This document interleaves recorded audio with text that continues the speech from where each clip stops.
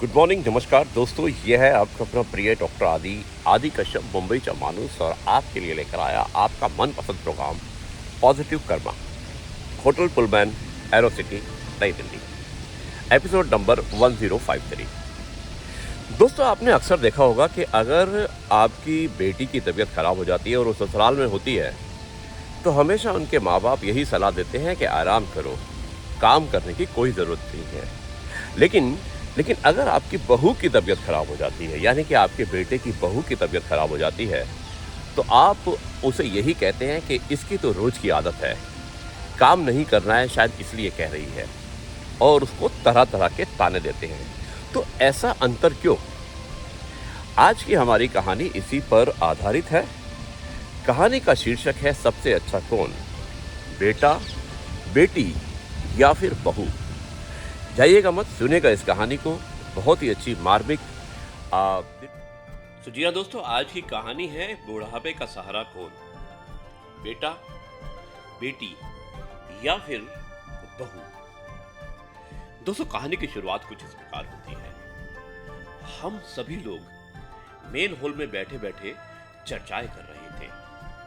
तभी मेरी बहन ने मुझसे आकर एक सवाल पूछा कि भैया, ये बताओ, आदमी के बुढ़ापे का सहारा उसकी बेटी होती है या बेटा? मैंने कहा, बहन, ये सवाल मत करो। अगर आप ये सवाल नहीं करोगी तो ही अच्छा है, क्योंकि क्योंकि इससे कोई तो खुश होगा और किसी को दुख भी होगा। तो अन्य लोग जो मेरे साथ बैठे थे वो भी जिद करने लगे। उन्होंने कहा, जो भी है आप सच बताइए, लेकिन बताइए कि आपको सबसे प्यारा कौन है, बेटा या बेटी? मैंने जवाब दिया कि बुढ़ापे का सहारा बेटा या बेटी नहीं, बल्कि बहू होती है। जैसा कि लोगों से अक्सर सुनते आए हैं कि बेटा या बेटी बुढ़ापे की लाठी होती है, इसलिए लोग अपने जीवन में एक बेटा एवं बेटी की कामना जरूर करते हैं, ताकि बुढ़ापा अच्छे से कट जाए। तो ये बात भी सच है, क्योंकि बेटा ही घर में बहू लाता है, और बहू के आने के बाद एक बेटा अपनी लगभग सारी जिम्मेदारी अपनी पत्नी के कंधे पर डाल देता है, और फिर बहू बन जाती है अपने बूढ़े सास ससुर के बुढ़ापे की लाठी।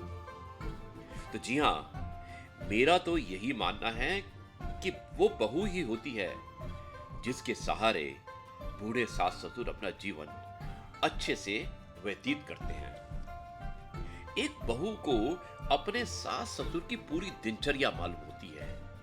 कौन कब और कैसे चाय पिएगा, कौन सी चाय पिएगा, क्या खाना खाना चाहते हैं, शाम को नाश्ते में क्या देना है, रात को हर हालत में 9 बजे से पहले रात का खाना परोस देना है।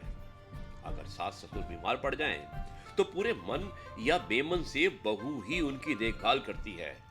अगर एक दिन के लिए बहू बीमार पड़ जाए या फिर कहीं चली जाए, तो पूरे घर की धूरी हिल जाती है।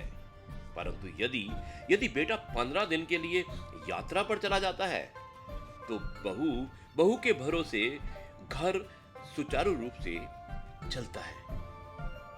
बिना बहू के सास ससुर को ऐसे लगता है जैसा कि उनकी लाठी ही किसी ने छीन ली हो। वो चाय नाश्ता से लेकर खाने तक के लिए छटपटा जाते हैं। कोई और पूछने वाला उनके पास नहीं होता, क्योंकि बेटे के पास समय नहीं है, और अगर बेटे को समय मिल भी जाए तो भी वो कुछ नहीं कर पाएगा, क्योंकि उससे ये मालूम ही नहीं कि माँ बाबूजी को सुबह से रात तक क्या देना चाहिए, क्योंकि बेटे के सिर्फ चंद सवाल और उसकी जिम्मेदारी खत्म। जैसे माँ बाबूजी ने खाना खा लिया, चाय पी ली या नाश्ता कर लिया, लेकिन कभी भी उसने ये जानने की कोशिश नहीं की कि वो क्या खाते हैं, किस तरह की चाय पीते हैं। लगभग सभी घरों की यही कहानी है। मैंने तो अधिकतर ऐसी बहुएं देखी हैं कि जो जो अपनी सास की बीमारी में तन मन से सेवा करती है। इसलिए मेरा मानना है कि वो बहू ही होती है बुढ़ापे की असली लाठी। लेकिन लेकिन एक बार और सच है। एक बात और भी सच है कि आप में भी अकल होनी चाहिए कि हर वक्त मेरा राजा बेटा मेरी रानी बेटी की रट छोड़ मेरी अच्छी बहू रानी की रट भी लगानी चाहिए। इसलिए इसलिए अपनी बहू में सिर्फ कमियां मत ढूंढिए, बल्कि उसकी अच्छाइयों की भी कद्र कीजिए। दोस्तों, ये थी कहानी सबसे अच्छा गुण। मुझे उम्मीद है कि आपको यह कहानी पसंद आई होगी। आप अपनी राय मुझे लिख सकते हैं। अब मैं इस कार्यक्रम को यहीं पर समाप्त करता हूँ और कल आपसे एक बार फिर मुलाकात करेंगे एक और नई कहानी, नए किस्से और नई कविता को लेकर। तब तक के लिए मैं आपसे कहता हूँ जय गुरु जी, शुक्राना गुरु जी। तो जी हाँ दोस्तों, कैसी लगी ये कहानी आपको? मुझे उम्मीद है कि ये कहानी आपको पसंद आई होगी, जिसमें आपने देखा कि किस तरह से हम भेदभाव करते हैं अपने बेटा बेटी या बहू के अंदर।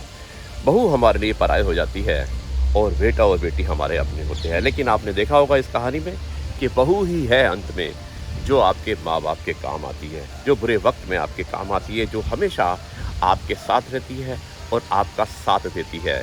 क्योंकि बेटा तो सिर्फ मात्र एक फॉर्मेलिटी करता है, माँ बाप को सिर्फ पूछता है कि आप कैसे हैं, आपने चाय पी के नहीं पी, आपने खाना खाया कि नहीं खाया। लेकिन बहू हमेशा आपके साथ रहती है। इसलिए दोस्तों, हमेशा किसी की बेटी जो होती है, जो आपकी बहू होती है, उसे याद रखिएगा कि वो भी किसी की बेटी होती है।